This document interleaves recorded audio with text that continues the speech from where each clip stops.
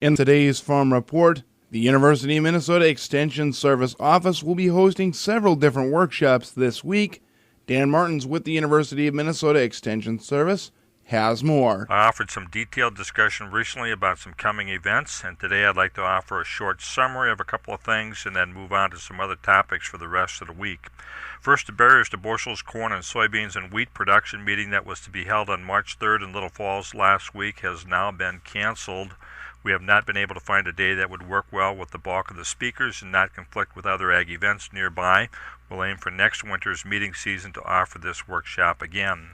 We're sorry for any inconvenience this has caused. If you have specific questions related to topics we were going to cover, please let me know and I'll do what I can to get information to you. You're welcome to call me at 1-800-964-4929 or for local call to Foley 968-5077. I also plan to get some key points from speakers and use some of that information in future radio topics and newspaper articles. Let's review a couple of things going on this week with a little better weather forecast. On Tuesday, March 10th, the Benton Soil and Water Conservation District and NRCS office will be hosting an irrigation meeting at the Royalton American Legion. Registration will begin at 9:30 a.m. with no cost, and the program will run from 10 to 3. It looks like a list of practical topics for farmers using irrigations and farm advisors working with irrigation. The pre-registration date is passed for meal arrangements, but if you still have an interest, call Travis Jensen at Benton SWCD office Monday, March 9th, 968-5300, line 120. I'd guess at the Royalton American Legion there will be room to sit, and if you need to make a quick trip for a sandwich somewhere during lunch break, it's not too far to a quick stop.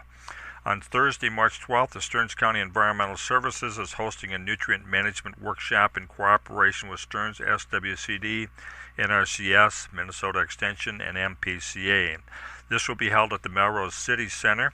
Registration starts at 9:30 with no cost, and the program runs from 10 a.m. to 3 p.m. with lunch provided around noon.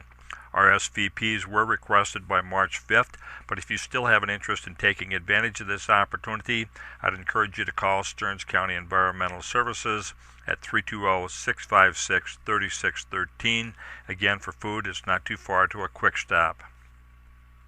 The discussion at Melrose on Thursday for practical purposes on the farm is about making good use of manure nutrients for the benefit of the farm business, and the farm family, knowing that you're on track with taking good care of soil and water resources, and knowing you're on track with MPCA and county rules about feedlots and manure handling, or getting some help with these items. Just before lunch, I'll be working with a panel of 3 farmers and a crop consultant to listen to their perspectives and experiences with making better use of manure nutrients on their farm. I'm Dan Martins with U of M Extension, and I hope you're working safely with whatever the warmer weather gives you a chance to do. The Crow Wing County Dairy Association will crown its Dairy Princess on March 21st at 7 p.m. at the Piers Ballroom. The Morrison County Dairy Princesses will be crowned on Saturday, March 28th at 7 p.m. at the Falls Ballroom. More information upcoming later this month.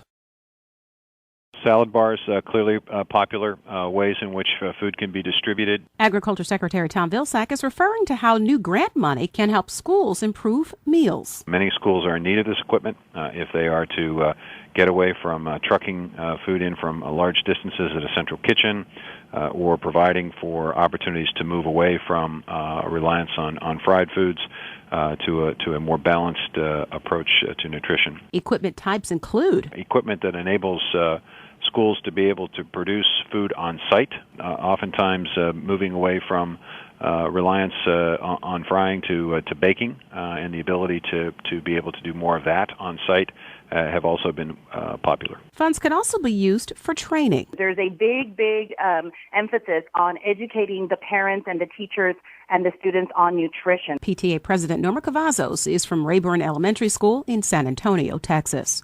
For USDA Radio, Susan Carter, Washington, D.C.